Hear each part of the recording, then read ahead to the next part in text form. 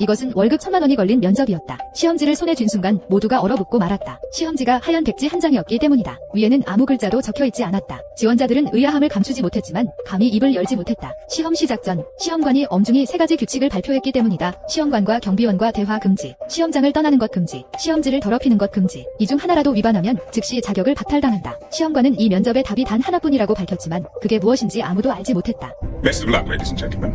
첫 번째 규칙이 시험관과의 대화를 금지했기에 모두 조용히 침묵을 지켰다. 아무도 대답하지 않자 시험관은 80분 카운트다운을 시작하고 시험장을 떠났다. 하얀 시험지를 마주한 지원자들은 어찌할 바를 몰랐다. 무엇을 해야 할지, 시험 문제가 무엇인지조차 감이 잡히지 않았다. 이 고액 연봉 자리를 차지하려면 결코 쉽지 않다는 것이 분명해졌다. 시간이 초 단위로 흘러가며 긴장감이 고조되었다. 결국 한 여성 지원자가 더 이상 참지 못하고 회사가 직업 보고서를 원하는 게 아닐까 추측하며 과감히 펜을 들었다. 하지만 첫 문장을 채 끝내기도 전에 시험관이 나타나 그녀를 거칠게 퇴장시켰다. 그녀는 세 번째 규칙 시험지를 더럽히는 것을 어긴 것이었다. 필기를 하다 쫓겨나는 모습을 본 다른 지원자들은 급히 펜을 내려놓고 혼란에 빠졌다. 모두가 막막해할 때 지원자 마크가 갑자기 미소를 지었다. 그는 시험관이 3가지 금지 사항만 언급했다는 점을 깨달았다. 그 3가지를 어기지만 않으면 문제가 없을 터였다. 자신의 생각을 확인하기 위해 그는 옆에 있는 지원자 톰에게 인사를 건넸다. 규칙은 시험관과 경비원과의 대화만 금지했을 뿐 지원자 간 대화는 제한하지 않았다. 과연 옆에 있던 경비원은 아무런 반응을 보이지 않았다. 이에 마크는 더욱 대담해져 자리에서 일어나 시험장 안을 자유롭게 돌아다녔다. 놀랍게도 경비원은 여전히 아무런 제지를 하지 않았다. 마크의 행동이 허용된 것을 확인한 다른 지원자들도 마침내 입을 열고 백지 시험지의 비밀을 논의하기 시작했다. 그때 지원자 엘리가 일어나며 말했다. 시험지가 특수 재료로 만들어졌을지도 모르고 특정 빛을 비추면 문제가 나타날 수 있다고. 모두 그녀의 말이 일리 있다고 느끼고 손에 든 빛으로 시험지를 비춰봤지만 변화는 없었다. 제기문득 자외선, 적외선, 엑스레이 같은 특수빛이 필요할지도 모른다고 제안했지만 시험장엔 그런 장비가 없었다. 실망감이 퍼지던 찰나 안나가 벽에 붙은 비상등을 발견했다. 그 빛이 단서일지도 모른다는 생각에 마크는 즉시 방 안의 모든 조명을 깨뜨렸다. 어둠이 깔리자 벽에 비상등이 켜졌다. 흥분한 지원자들은 시험지를 비상등 아래로 가져갔지만 여전히 아무 변화도 없었다. 톰은 빛의 색깔이 맞지 않을지도 모른다고 생각했다. 방 안에 다른 조명이 더 있을 가능성이 있었다. 세심한 수잔이 벽에 아직 켜지지 않은 또 다른 조명관을 발견했다. 그게 필요한 빛일지도 모른다고 판단한 지원자들은 비상등을 모두 부수었다. 그러자 다음 순간 방 안에 주황색 빛이 켜졌다. 하지만 시험지를 그 빛 아래에서 시험해도 여전히 문제는 나타나지 않았다. 시험 시간은 이제 60분만 남았다. 마크는 시험지가 특수 재료로 만들어졌을 거라 추측하며 앞서 퇴장당한 여성의 시험지를 가져와 연필로 마구 칠해봤지만 역시 아무 소용없었다. 그럼에도 마크는 포기하지 않았다. 그는 액체를 시험해보기로 하고 시험지를 둘로 찢었다. 한쪽은 제객의 침으로 테스트하게 하고 나머지 한쪽은 자신이 소변으로 실험했다. 하지만 두 시험지 모두 망가졌을 뿐 원하던 문제는 나타나지 않았다. 결국 마크는 참을 수 없어졌다. 그는 회사가 그들을 놀리려는 속셈이라며 1000만 원 월급으로 유혹해 면접에 끌어들인 뒤 장난을 친다고 비난했다. 하지만 옆에 있던 수잔은 동의하지 않았다. 그녀는 이 회사를 조사한 적이 있었고 이런 터무니없는 짓을 할 리 없다고 확신했다. 더구나 이 회사는 효율성을 중시하며 지금 인재가 급히 필요한 상황이기에 이 면접은 분명 진짜라고 믿었다.